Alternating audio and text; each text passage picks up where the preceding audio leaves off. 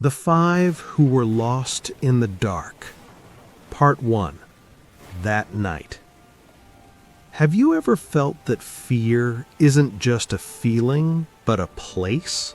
A place where even light cannot save you, where your own hands turn against you, and where the sound of a scream dies silently in your throat.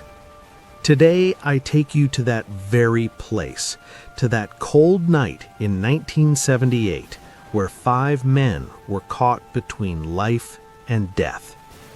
And the astonishing thing is, they had everything they needed to live: food, blankets, matches, warmth, everything. Yet they died. And to this day, no one knows. What were they afraid of? November 24th, 1978. The Thanksgiving holidays in America had just ended, and people were returning to their homes. California's Highway 70 was busy in those days, especially during the holiday season. On the northbound road, people could be seen going to visit their families or returning. But that night, right at 11:30 p.m., something happened at a gas station that forever gave that place a different identity. The gas station was called Clarence's Fuel Center. It was a small petrol pump nestled along the highway, surrounded by fields and empty land. Clarence himself worked the night shift there, a middle-aged man who had seen thousands of people come and go in their cars over his lifetime. But the car that came that night, he never forgot. A faded blue 1969 Mercury Montego, old, worn, but still drivable.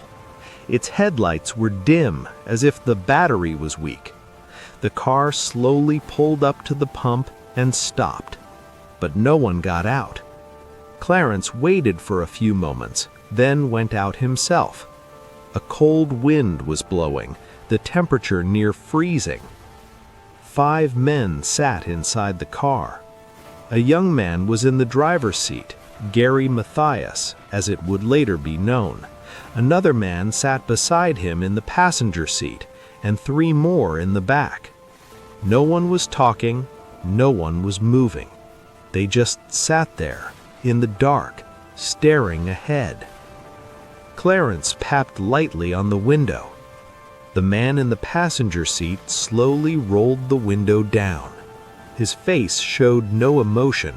His eyes looked tired, or perhaps scared. He simply asked, "Which is the way to Marysville?" Clarence told him, "Go straight ahead on the highway, then after about 25 miles, a dirt road turns left. From there, through the forest, you can reach Marysville." The man nodded, rolled the window up, and the car slowly moved forward. No smile, no thank you, just the window up and the car slowly disappearing into the darkness.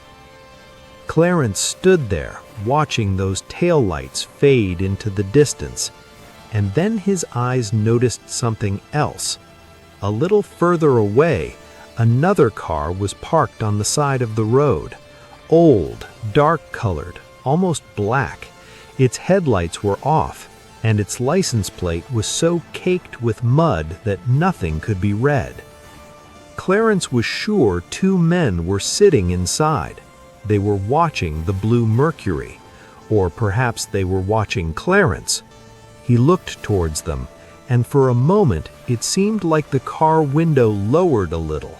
But he didn't see faces, just 2 dark silhouettes without any distinct features. His breath caught. After a while, that car too vanished into the darkness without turning on its headlights, as if it had never been there at all. Clarence called his wife that night and told her some strange people had come by. He said they looked like they were waiting for something, or maybe afraid of something. His wife laughed and said maybe they were just tired after a long drive, but Clarence couldn't shake the feeling. he felt like he had seen something he wasn't supposed to see. Part 2. The Silence of the Forest. The next morning, November 25th, 1978, a local ranger got a call. A hunter had seen an abandoned car on a dirt road in the Plumas National Forest. When the ranger arrived, he saw the same faded blue 1969 Mercury Montego parked under a tree. Its hood was cold, the engine off. A light layer of frost had formed around the car, as if it had stood there all night. The ranger peered inside the car. Everything was neat and tidy. No litter on the seats, no empty bottles or wrappers. There was a layer of dust on the dashboard, but fingerprints were clearly visible on it, as if someone had been searching for something recently. The keys were missing. No key in the ignition, and none visible anywhere else. The gas tank was full. The gauge showed it was nearly full. And on the back seat, neatly folded, was a coat. It was later found to be Gary Mathias's coat. The ranger found this strange. The temperature was below freezing, snow was falling, and Gary had left his coat behind? Why? Was he in such a hurry he couldn't put it on, or did he leave it intentionally?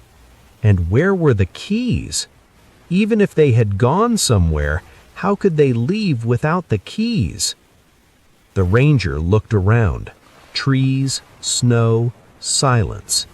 There were no footprints,